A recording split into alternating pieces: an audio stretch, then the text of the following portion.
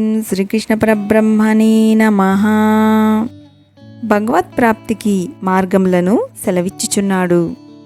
మన్మనా భవ మద్భక్తో మద్వ్యాజీ మాం నమస్కురు మామే వైశ్యసి యుక్తైవం ఆత్మానం మత్పరాయణః. తాత్పర్యము: నాయందే మనస్సు కలవాడవును, నా భక్తుడవును, నన్నే పూజించువాడవును అగుము, నాకు నమస్కరింపుము. ఈ ప్రకారముగా చిత్తము నాయందే నిలిపి నన్నే పరమగతిగా ఎన్నుకొనిన వాడవై తుదకు నన్నే పొందగలవు. వ్యాఖ్య: సాధన చెయ్యనిచో సాధ్య వస్తువు లభించదు. ఈ శ్లోకమందు బ్రహ్మాభ్యాసము చక్కగా వివరింపబడినది.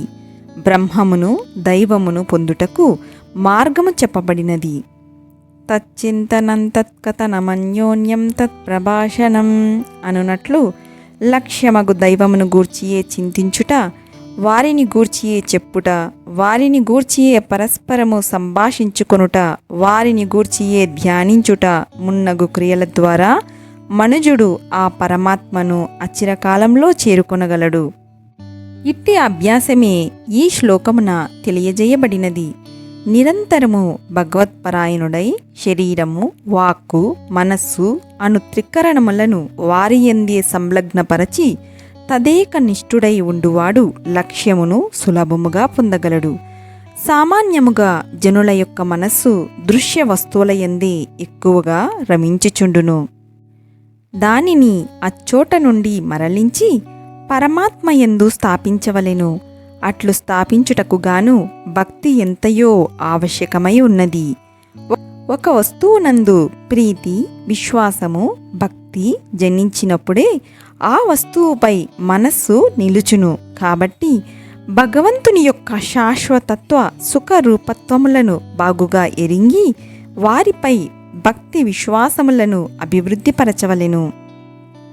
అప్పుడు సహజముగానే మనస్సు పరమాత్మ వైపునకు మరలుచుండును.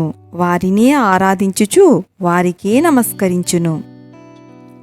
యద్భావం తద్భవతి అనునట్లు మనస్సు యద్దానిని గూర్చి నిరంతరము చింతన చేయుచుండునో తద్రూపముగా మారిపోవును. కావున మనస్సు అనవతరము పరమాత్మను గూర్చియే విచారణ ధ్యానాదులను సలుపుచుండినచో ఆ పరమాత్మ ఎందే లయమై తద్రూపముగా మారిపోవును. అది ఏ జీవ బ్రహ్మైక్యము. మామే వైశ్యసి అను దాని అర్థము ఇదియే. ఇట్టి స్థితి పైన తెలిపిన అభ్యాసము వలననే సిద్ధించును. దీనిని బట్టి భగవత్ప్రాప్తికి నిరంతర భగవచ్చింతన, భగవత్పరాయణత్వము తప్ప అన్యమగు మార్గమేదియూ లేదని స్పష్టపడుచున్నది.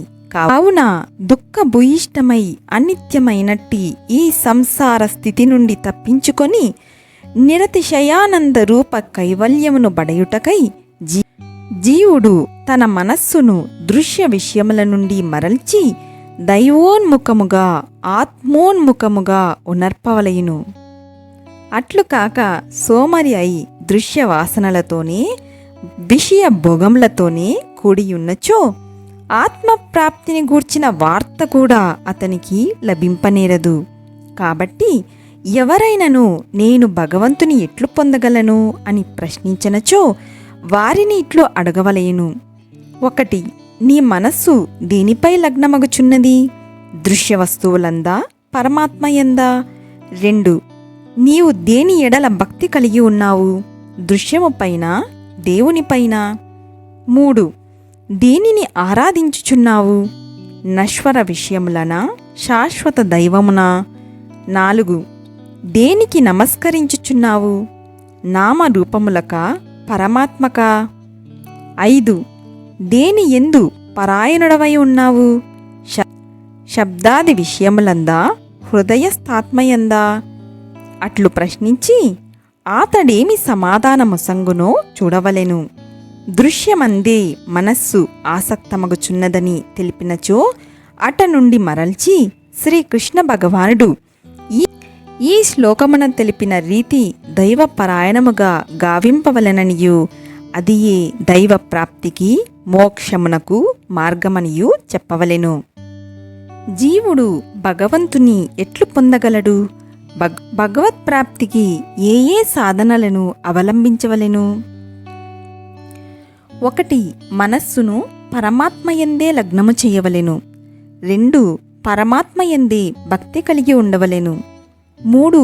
పరమాత్మనే ఆరాధించవలెను. 4. పరమాత్మనే నమస్కరింపవలెను. ఈ ప్రకారముగా నిరంతరము దైవపరాయణుడై వర్తించవలెను. ఓం ఇతి శ్రీమద్భగవద్గీతాసూపనిషత్సు బ్రహ్మ విద్యాయాం యోగశాస్త్రే శ్రీకృష్ణార్జున సంవాదే రాజవిద్యా రాజగుహ్య యోగో నామ నవమోऽధ్యాయః. ఓం ఏతత్ఫలం శ్రీ సద్గురు పరబ్రహ్మార్పణమస్తు. శ్రీకృష్ణార్పణమస్తు. శ్రీ సీతారామార్పణమస్తు. హరి ఓం తత్సత్.